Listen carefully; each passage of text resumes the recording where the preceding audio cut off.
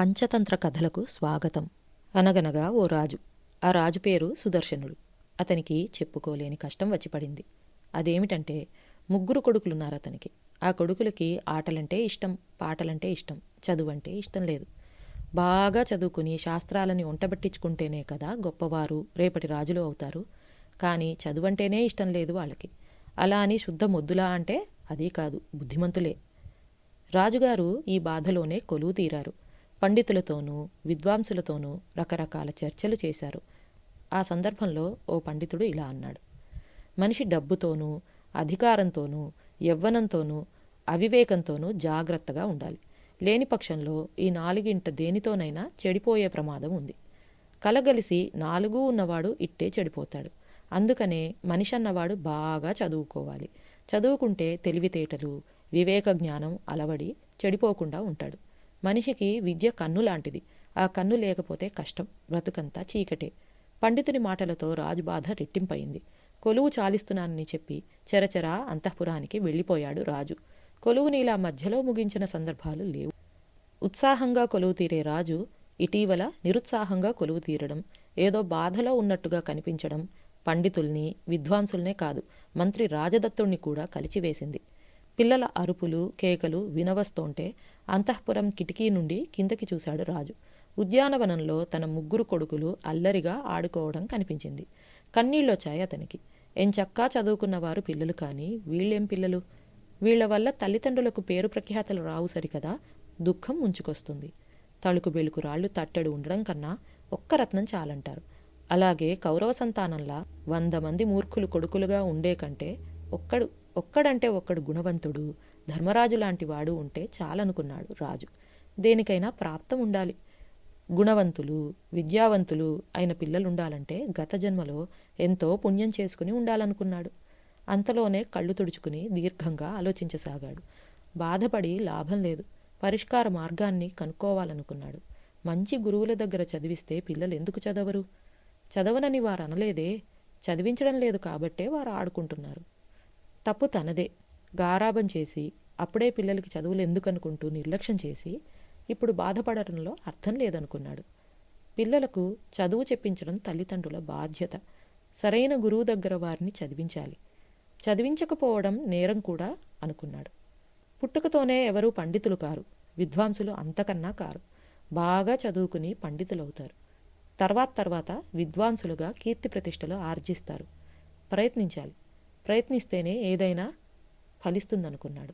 ఊరికే దిగులుపడి ప్రయోజనం లేదు. అడవికి రాజైనా సింహం వేటాడే ఆకలి తీర్చుకుంటుంది.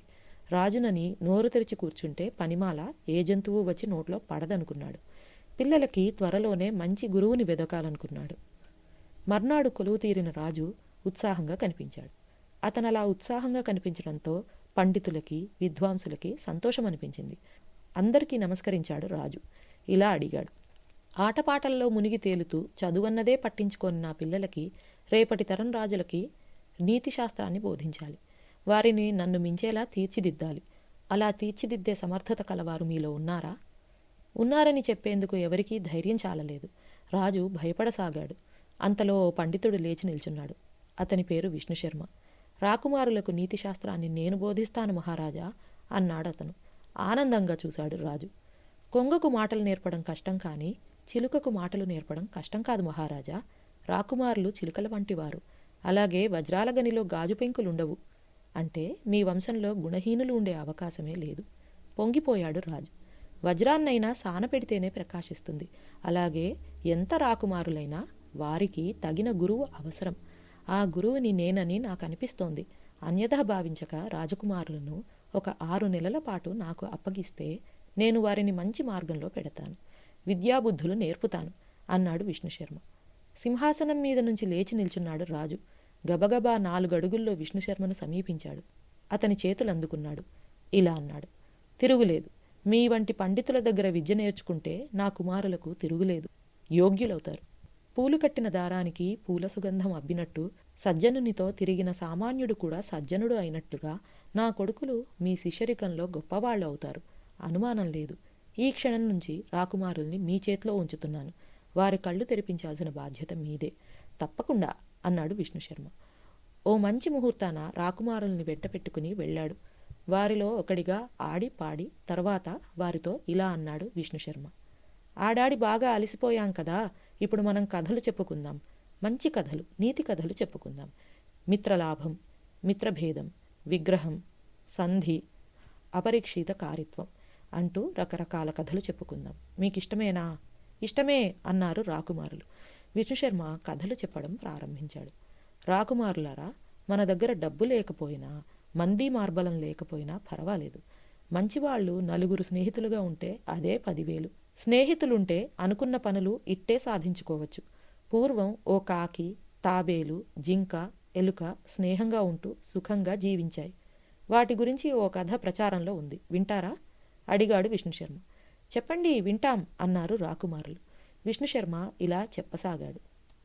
మిగిలిన కథ తరువాయి భాగంలో చూద్దాం.